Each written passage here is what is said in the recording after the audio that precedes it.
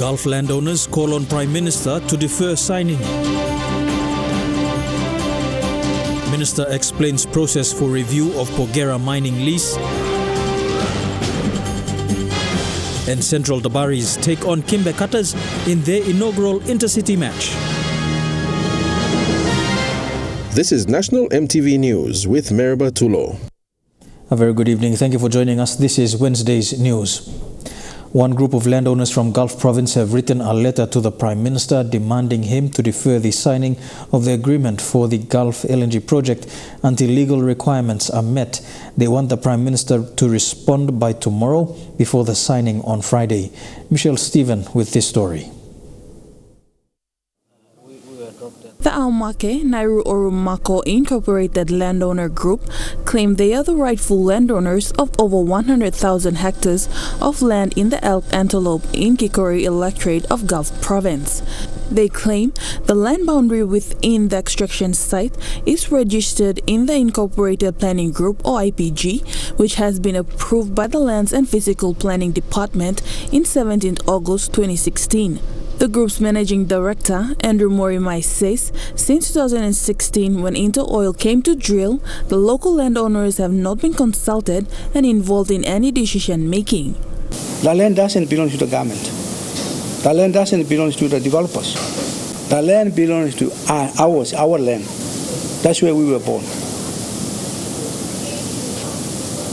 And we are not going to allow anybody to manipulate us to get through, unless these things are done properly, legally, according to the law that is already set by the government themselves. We cannot stand there and then let them dictate to us what they want to do. No, that time is gone.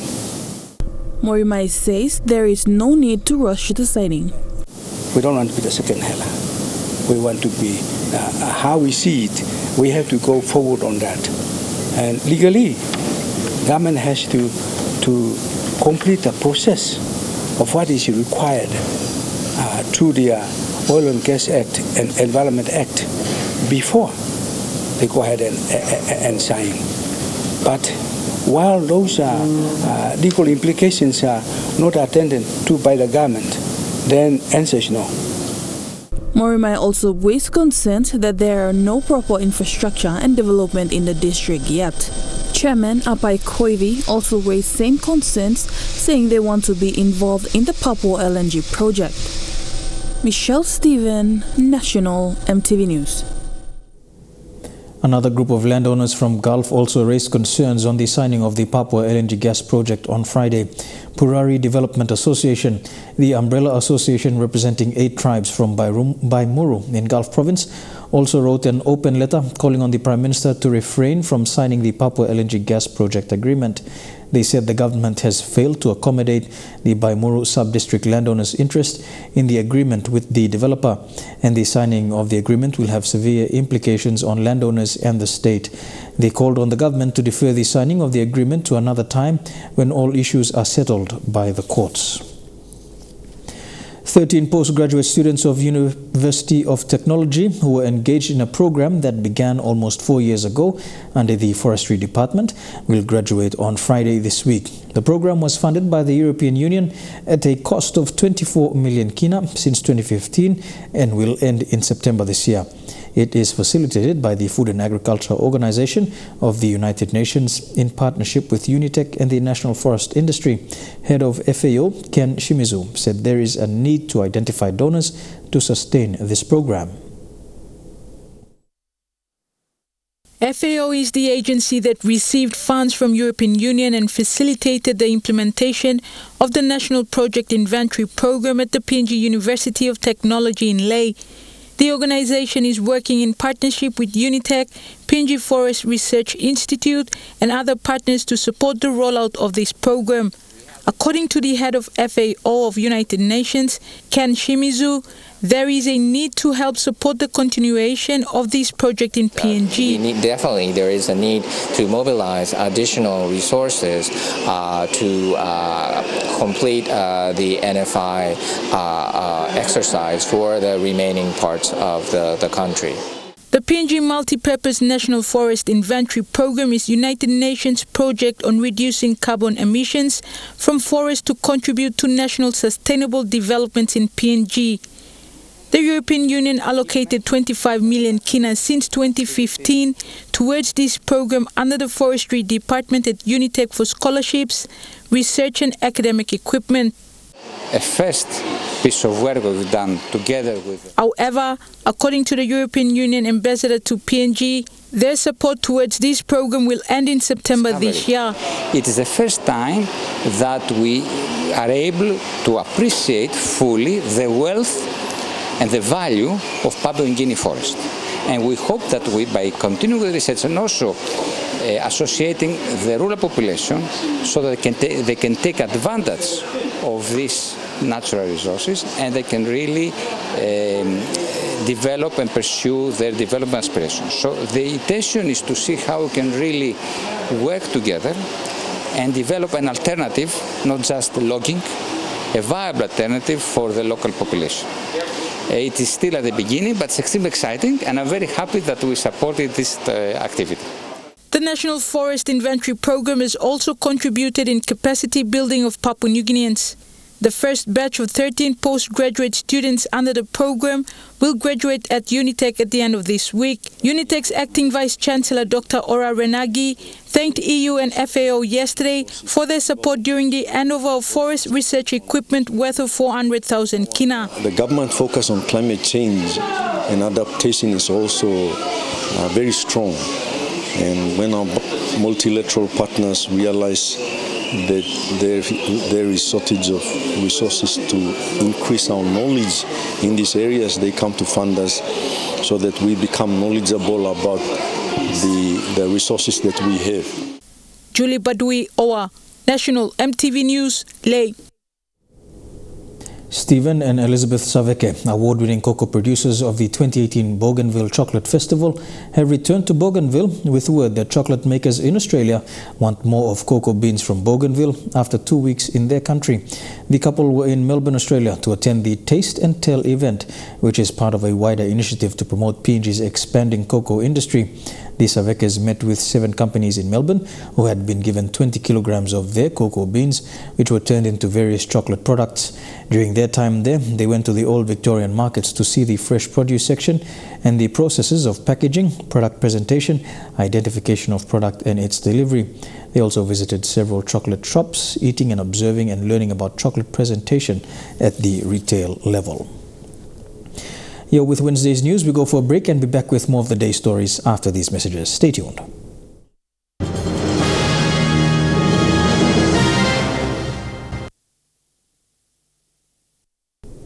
Welcome back to National EMTV News. Papua New Guinea's immigration officers will now be able to be posted at the PNG diplomatic mission in Cairns, Australia.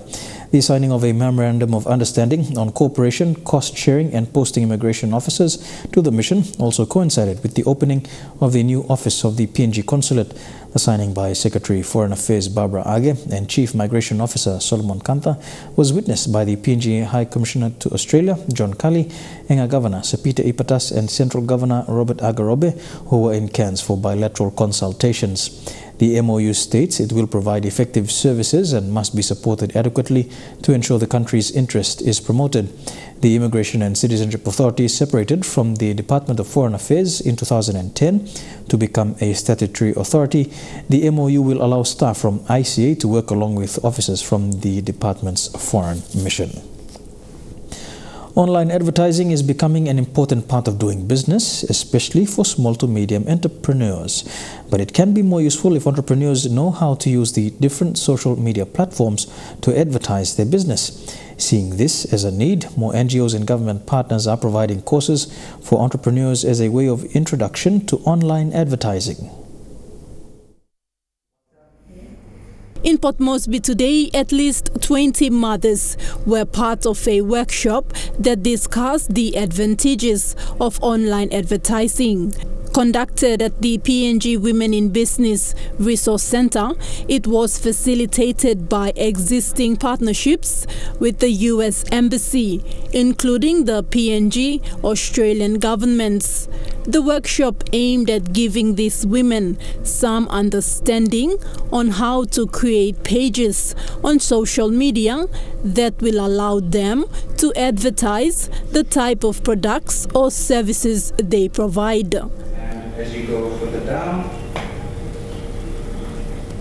But the common challenge most entrepreneurs, especially mothers, face is the lack of knowledge they have on using the different social media platforms to do online advertising.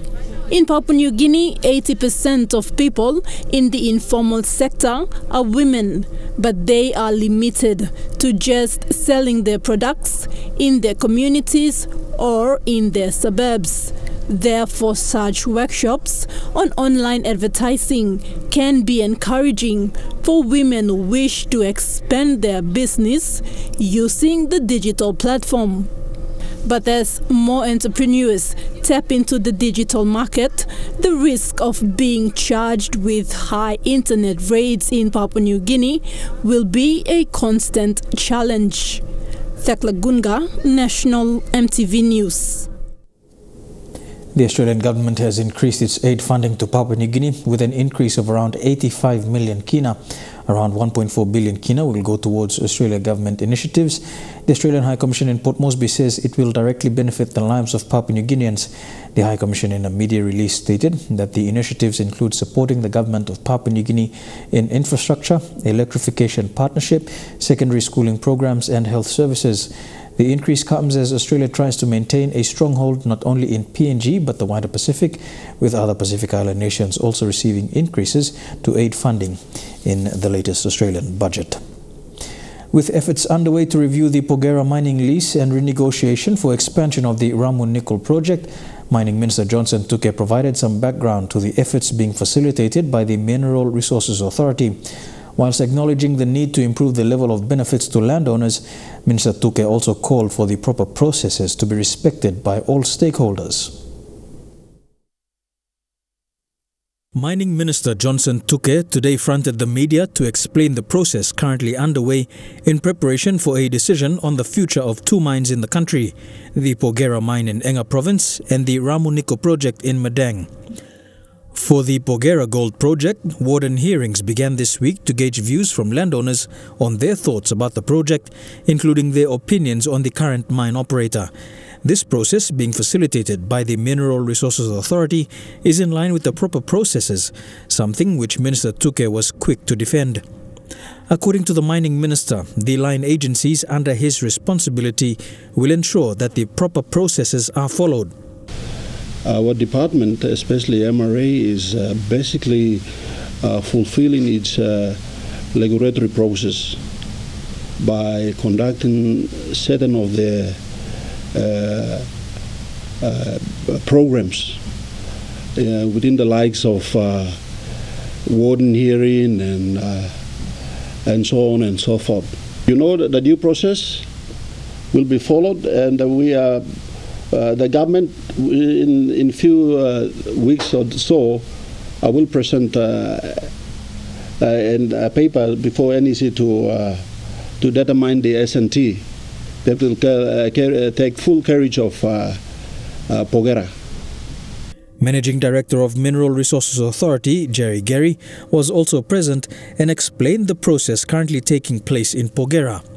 According to Mr. Gary, the warden hearing is just the start of the whole process in reviewing the mining lease for the Porgera project and will form the basis of discussions leading to 3 high-level agreements: the mining development contract between the project developer and the state, the memorandum of agreement between all stakeholders through the development forum, and compensation agreement between the company and landholders.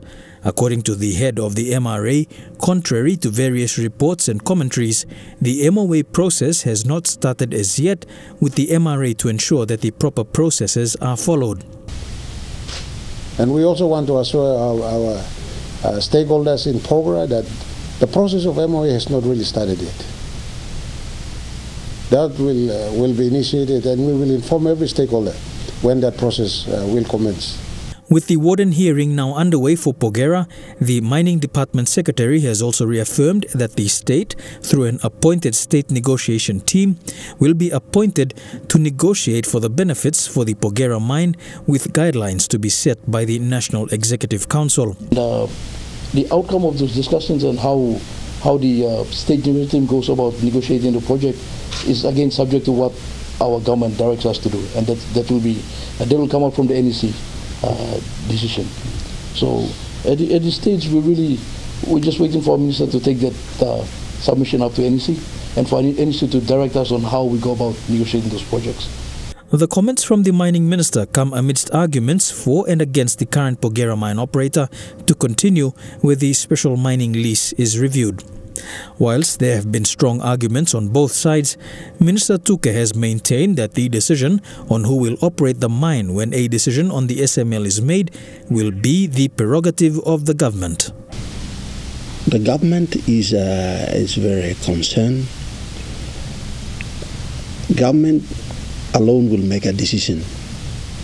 The developer has an agreement with the state of Papua New Guinea. Therefore, any of such arrangements cannot be dictated by anybody until the government conducts its due diligence. And Porgera alone is a historical mine. And the company cannot come in and introduce the divide and rule tactic. The government will independently judge itself by the actions of the company. And the wisdom to grant or revoke is the prerogative of the government. You're watching National EMTV News. We go for another break. When we come back, we take a look at some stories making headlines overseas.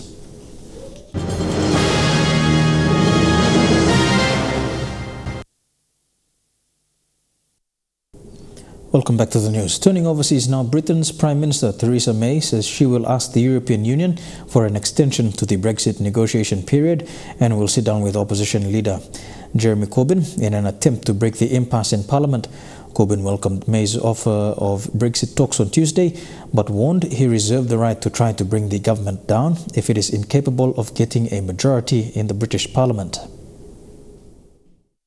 Speaking in a broadcast interview, Corbyn said he would be very happy to meet May and that he would set no limits ahead of the talks, while reiterating that his party aimed to keep a customs union with the EU, access for Britain to its single market and protections for workers. But our responsibility as the opposition is to make sure that we don't crash out. Corbyn added that he would hold a vote of no confidence in the government in reserve if any eventual deals still fail to achieve a majority in Parliament. May said on Tuesday she would ask for another Brexit delay to sit down with the opposition Labour leader, a last-ditch gambit to break the deadlock over Britain's exits that enraged many in her party. I know there are some who are so fed up with delay and endless arguments that they would like to leave with no deal next week. I've always been clear that we could make a success of no deal in the long term, but leaving with a deal is the best solution. A no-deal scenario raises the question of how Ireland would retain seamless cross-border trade with British-governed Northern Ireland, with the frontier between the two becoming the only land border between Britain and the EU single market.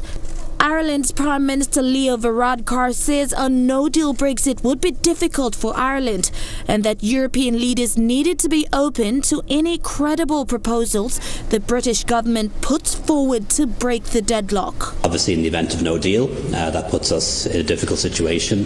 We have to reconcile our commitments and obligations under the Good Friday Agreement, which is the basis for peace in Ireland. Our obligations and responsibilities as a member of the European Union to protect the single market, protect the customs union.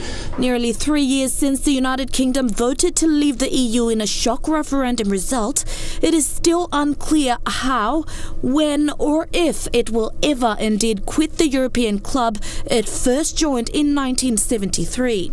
Helen Sear, EMTV World News. London is set to introduce a bold new initiative in a bid to make the air people breathe cleaner. From next week, drivers of the dirtiest vehicles will face a new fee when entering the central city. It's a move backed by scientists as concerns grow over the impact of long-term exposure to man-made air pollution. Air pollution can dominate our cities. In this image, scientists have used orange and red to represent where the air is dirtiest. In this case, the busy streets and junctions of central London. Outside a school, we use a heat camera to reveal pollution you can't see with the naked eye. The exhaust fumes stand out because they're hotter than the surroundings. They flow right past the children, who are more exposed than adults because they're closer to the ground. Scientists say the effects could be worse than previously thought. Over the years, we've learned more and more about what air pollution can do to us, but we can't see the stuff, so let's imagine the tiny particles and gases that are drifting around. And as we breathe them in, we're coming to understand the range of effects they can have inside us. The first impact is in our airways and lungs, risking inflammation and asthma attacks and diseases like lung cancer. And down inside the lungs, the smallest particles can actually cross into the bloodstream and cause more harm, blocking arteries, increasing the danger of heart disease and of stroke. They may also reach the brain. Links to dementia are now being researched. But the big concern is children and whether pollution can affect their growth, even before they're born. Walter is just 5 weeks old, and his mother Rachel is taking part in a new area of research, exploring the impact of pollution on pregnancy. You protect yourself when you find out you're pregnant in as many ways as you can, and that's obviously going to be something that people can't protect themselves. The researchers have so far investigated 15 placentas, looking for anything unusual. Earlier studies have found that in polluted areas, babies can be born underweight. No one knows why. So the discovery in some placenta cells of tiny black dots, which look very like pollution particles, is a big worry. Next week, London will try to reduce pollution by half by imposing a charge on the dirtiest vehicles. The aim is to keep tens of thousands of trucks and cars out of the city. And scientists say this can't come soon enough. In the face of increasing calls for tougher regulation of online content, Facebook has deleted 712 accounts and 390 pages in India and Pakistan for inauthentic behavior. Many linked to India's opposition Congress party days before a national election, and others related to Pakistan's military. Facebook has come under increasing pressure around the world to ensure its social media platform is not abused for political purposes or to spread misinformation. While Prime Minister Narendra Modi and his rivals use official Facebook accounts to send political messages to millions of followers, thousands of unverified pages also share posts to support or criticize politicians. The company's review found individuals using fake accounts and issuing posts including criticisms of Modi's ruling Bharatiya Janata Party, who were associated with an INC or Indian National Congress IT cell. 2 of the samples shared by Facebook were of posts that criticized Modi's initiatives and called for supporting the Congress Party and its president Rahul Gandhi. Facebook has deleted 687 pages of those who were the owner of those accounts was not known. It was fake. It was abused to spread canard falsehood against the Narendra Modi government by circulating and recirculating. And when the inquiry was done, it was found that those individuals were linked to the Congress IT cell. In a tweet, Congress said none of its official pages or those run by its verified volunteers had been taken down. The party is awaiting a response from Facebook to provide a list of all pages and accounts which were removed. In Pakistan, Facebook removed 57 accounts, 24 pages, 7 groups and 15 Instagram accounts, also for inauthentic behavior, as part of a network that originated there and was linked to employees of a unit of the Pakistani military. Facebook's head of cybersecurity policy, Nathaniel Glitcher, said the firm had removed accounts based on their behavioral conduct and not their content. Helen Sear, EMTV World News. To the US and Grammy-nominated rapper Nipsey Hussle was shot and killed outside his clothing store in South Los Angeles. According to the Los Angeles Times report, the 33-year-old was shot multiple times and rushed to a hospital where he was pronounced dead. The shooting, which took place on Sunday evening, also left 2 other people wounded. His death sent shockwaves through the US entertainment world, with celebrities posting memories of the musician on social media. The Los Angeles Police Department said in a statement that a shooting was reported about 3:20 p.m. in the area of Slauson Avenue and Crenshaw Boulevard, and that 3 victims were transported to a hospital where 1 was pronounced dead. A police department dispatcher declined to confirm the identity of the victims, and a spokesman did not respond to questions. A group of some 50 mourners on Monday gathered outside the clothing store that belonged to the Grammy-nominated rapper. We lost in South Los Angeles an extremely bright light over this past weekend.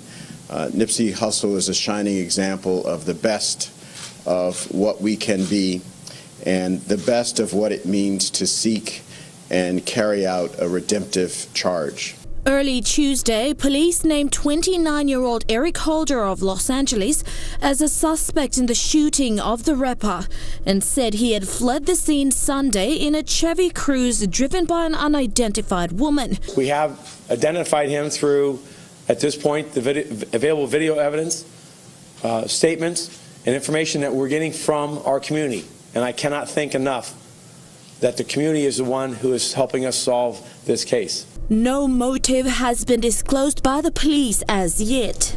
Hussle, whose real name was Ermias Ashkedom, grew up in South Los Angeles and often talked about being in a street gang during his teenage years. He had since become a community organizer. When you reach stardom like that, don't come back to the hood and open up a business and try to help these people in the hood, because there tend to be jealousy and envy, and they want what you got. His debut studio album, Victory Lap, was nominated for Best Rap Album at this year's Grammy Awards. Helen Sear, EMTV World News.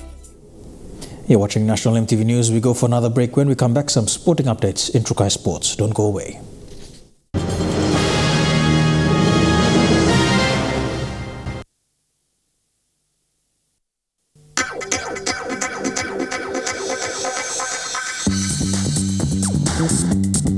Trukai Sports.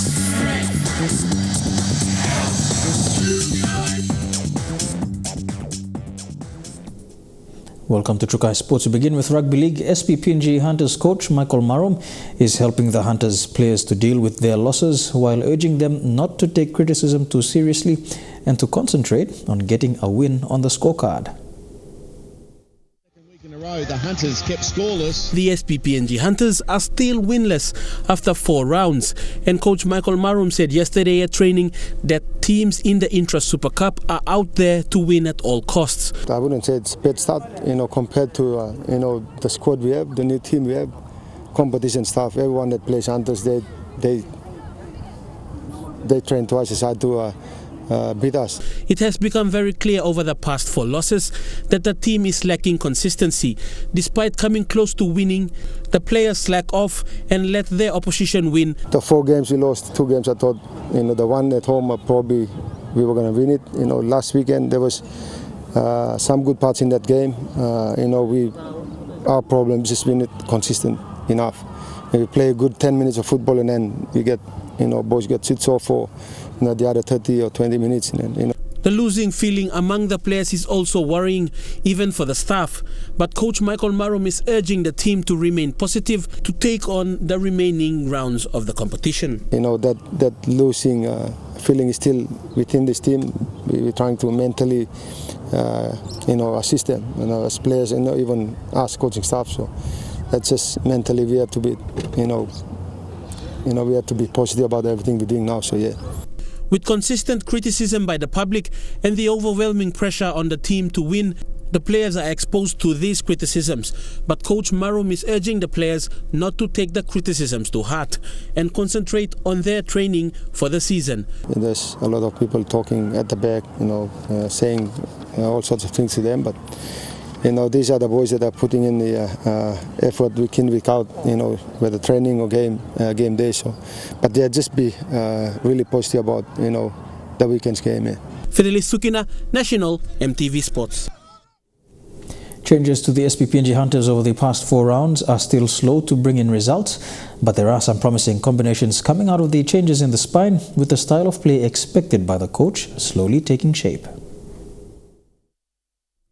Since the launch of the 2019 season of the SPPNG Hunters, the team has gone through a tough transition, losing a bulk of the team's experience to gaining a new look spine. In just 4 rounds, 10 players have debuted for the team. The combination in the halves has changed 3 times and 3 times in the hooker position, and the fullback has been changed twice. Despite these changes, the team is still looking for a win. The key is defense and ball handling, and the team still has a growing missed tackle count. Yeah, there were 29 missed tackles all throughout. When you look at, I think we're averaging around 28, 27, 29, 30 missed tackles per game. That's not much compared to previous years.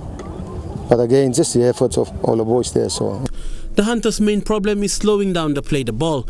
Their opposition have been quick to get into the Hunters' half, just within 3 tackles, and it's a growing concern. We allow the opposition to come back into our own half really early in tackle count, tackle 4, tackle 5. So yeah, so that's something we worked hard on again in training today. I think we haven't won that middle part of the field, past 4 games, and that's where the opposition capitalize on that, and they come in at the back and put points on. But out of the changes in the team, the new players are stepping up. Woods Kawage, who debuted last week off the bench, is showing signs of a long-term hooker in the Hunters team. A good dummy half runner, he is also sporting some of the Hunters' legend, Walter Puara's crafty kicking game. Woods, I told him to run from dummy half. That's his strength. So he ran 22 meters in 1 run there. So he had a good kick to the corner. There was 1 kick he put in, similar sort of kick that you can see from Walter Puara. Those corner kicks roll down to the corner and where you go and compress the attacking side. So, but there is again his off leg training today. He's got a sore in his leg again. So, but hopefully he gets treatment and he's okay for Saturday game. Fidelis Sukina, National EMTV Sports. Jack Oy is the latest inclusion in the Hunters' starting lineup in the round 5 match against the North Devils. He is straight from the Magani club in the Port Moresby Rugby Football League and is a promising backline prospect playing with huge potential. Many who put on a rugby boot in this generation will aim for the SPPNG Hunters, but not all have that opportunity to play for the team. Jack Oy is 23 years old and is set to debut off the bench this weekend. The dynamic backline player was spotted by coach Michael Marum playing for the Magani team in the Pomar FL season last year. Jack, I pulled him out from Magani club back in Port Moresby Rugby League. He's an exciting player, he's got a big future in front of him. Jack Oy has had it tough in recent years. Not being able to finish school, he turned to rugby league as a pathway to something bigger in his life. Minumi good lo school grade 10 school fee problem na. Maps na faran tol no what coins lo school fee so mi take rugby so mambla second option lo mi so mi just put your garage lo mi lo rugby so na focus lo rugby. Jack had to endure more challenges en route to a Hunters call-up. Playing in a Port Moresby competition, the young man of Gulf and Central origin had to travel from his village in Central to train and later on travel back in the late hours of the night. Stalo to busere, sa kam training and late night number 9 o'clock, 10 o'clock na mo mi sa go back in house. Mo la big la challenge lo mina. Mi face lo 2018 kam. This weekend he comes off the bench as Hunter number 79. The young man has a lot of pressure with the team caught in a downward spiral. But he is ready to prove his selection is the right step made by the coach. Since we don't know good so, I'm ownership na. Me look forward to this game na. Game best to meeting him. Mila dedicated selalu late brother me, Mikey, and passed away in 2017. Fidelis Sukina, National EMTV Sports. And don't go away, Trukai Sports continues after these messages with the Central Dabaris making their mark in the Intercity Rugby League competition. Stay tuned for the details.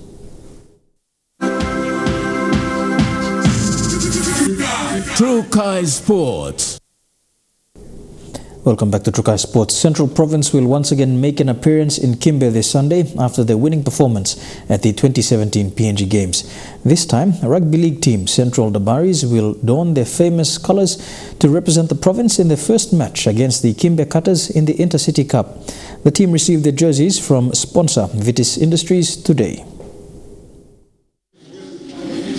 On hand to witness the presentation were players and board members of Central Dabaris. To our Central Dabaris team players.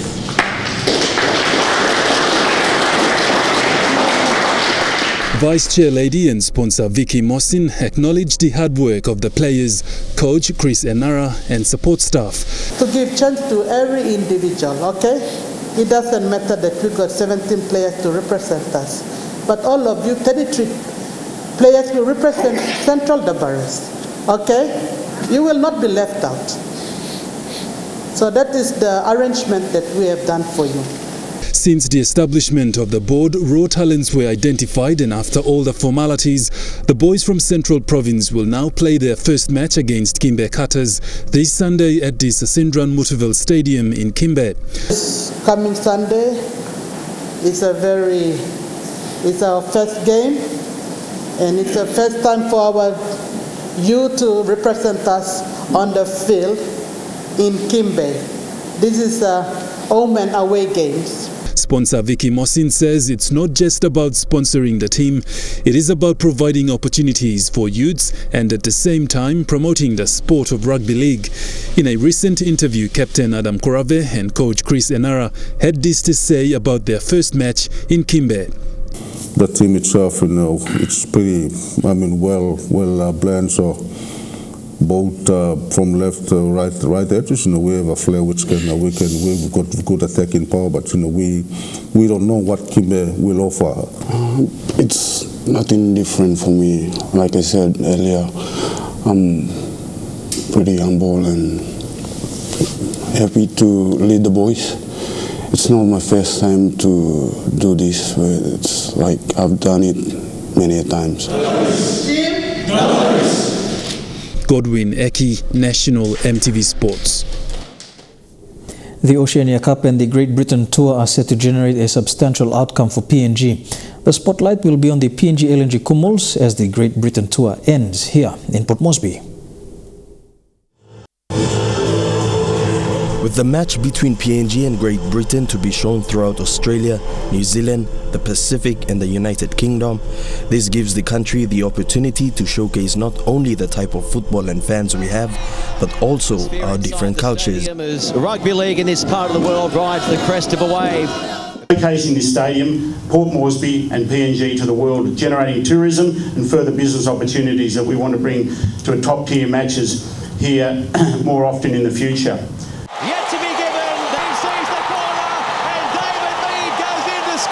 Having an international playing calendar is important in any sport, and for rugby league in PNG, it gives players a fair idea on what it is like to compete at a higher level.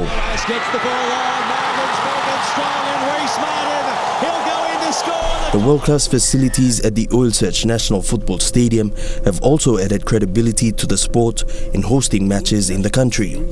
The New Zealand Kiwis last visited Papua New Guinea in 1994, more than 20 years ago.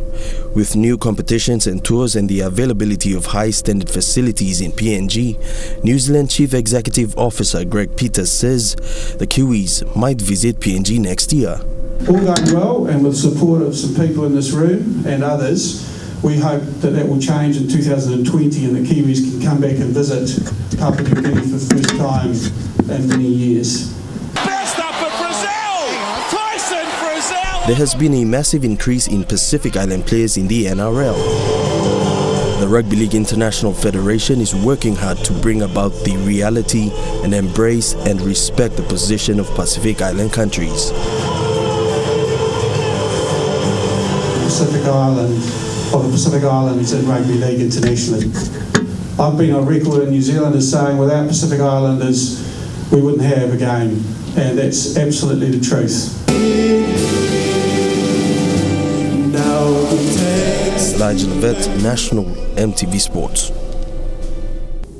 And finally, in under 2 weeks, Kiwi UFC fighter Israel Adesanya is expected to return home with his first ever World Championship belt.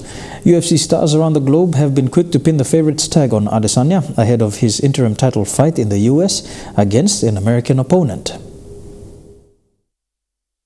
There's an obvious reason Israel Adesanya feels confident taking on Kelvin Gastelum. I'm just having fun. As you saw at the press conference, I was just having fun with him, as I do. Fun and games for now, but next weekend he'll have his hands full. Gastelum may be short, but can definitely bang with the big boys and is an elite wrestler. On paper, like a lot of my other opponents, on paper, a better wrestler than me, but we'll see how that turned out for a lot of them. Like former world number 6 Derek Brunson, whose repeated takedown attempts were eventually met by Adesanya's knee. That's really cool. I think he'll take it. Adesanya's going to take it, yeah. Well, for me, yeah, 100% Adesanya. I'm going with Israel. I think Israel Adesanya will get the knockout in the second round. In 6 weeks of intense preparation, not much has slowed Adesanya, except for one Friday when everything stopped. He and City kickboxing teammates paying tribute with a video highlighting diversity. The kid who migrated here from Nigeria 2 decades ago, now writing Kiwi sporting history. The opportunity one Adesanya found here has set an entire family up for life, and he's flying them all to watch in Atlanta next week. Through me alone, my family's traveled the world. I like to make these experiences memorable for them, yeah, and this will be no different. The plane leaves on Sunday, hopefully returning with a piece of Kiwi mixed martial arts history. And that ends True Kai Sports for this evening. We'll have the weather details for the next 24 hours when we return. True Kai Sports.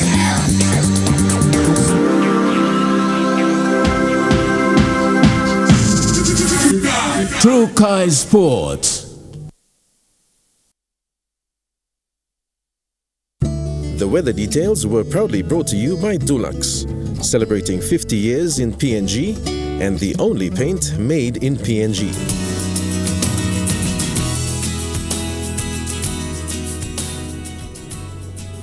A look at the weather forecast for the next 24 hours in the southern region. A shower or two in Popondetta and a top of 29 degrees, 31 degrees, and a shower or two expected across Port Moresby, Daru, Kerma, and Alotau. To the Momase region, a shower or two expected in Lae and Wau, the same as well for Madang, Wewak, and Vanimo.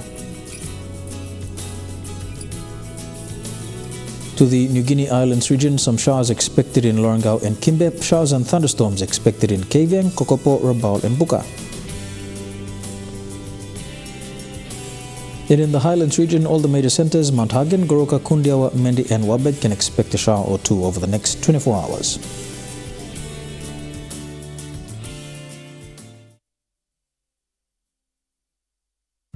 The weather details were proudly brought to you by Dulux, celebrating 50 years in PNG and the only paint made in PNG. And that has been the news, sport and weather for today, Wednesday, the 3rd of April 2019. On behalf of the EMTV News team, have a pleasant evening. Good night.